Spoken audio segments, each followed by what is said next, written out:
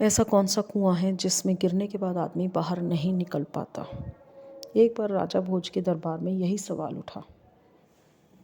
इस प्रश्न का उत्तर कोई नहीं दे पाया।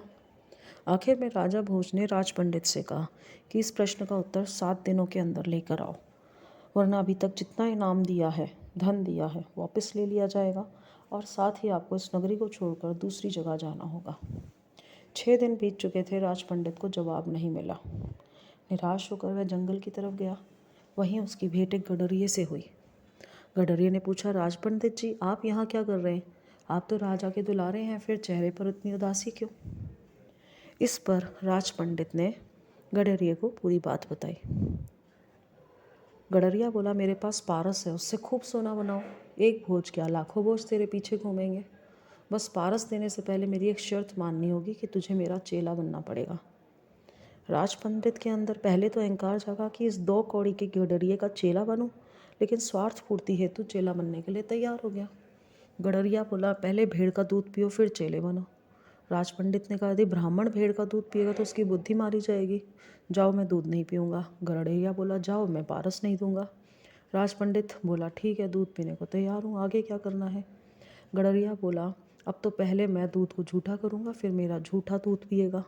राज पंडित बोला, तू तो हद करता है, ब्राह्मण को झूठा पिलाएगा। तो गडरिया बोला, फिर जाओ यहाँ से।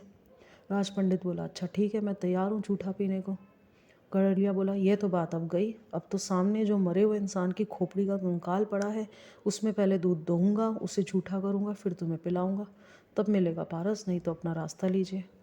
राज पंडित ने खूब विचार कर कहा, है तो बड़ा कठिन, लेकिन मैं तैयार हूँ। गडरिया बोला, मिल गया जवाब। यही वो कुआं है जिसे कहते हैं लोभ का कुआं, तृष्णा का कुआं, जिसमें एक बार आदमी गिरता है तो और गिरता चला जाता है, और गहरा गिरता चला जाता है और फिर कभी नहीं निकल पाता। जैसे कि तुमने पारस को पाने के लिए इस लोभ रूपी कुएं में गिरते चले गए। तो इस तरह से इस प्रश्न का उत्तर गडरिये ने राज पंडित को दिया। तो प्रियजनों, आप ये माने कि ज़िंदगी में यदि हम लोभ और तृष्णा करते हैं तो उससे बाहर निकलने का कभी कोई रास्ता नहीं है। इसलिए अपने मन को भगवान भक्ति में लगाएं, अपने आप को लीन कर लें ईश्वर की भक्ति में, क्योंकि यही यहाँ से निकलने का सच्चा रास्ता है। जय श्री राम।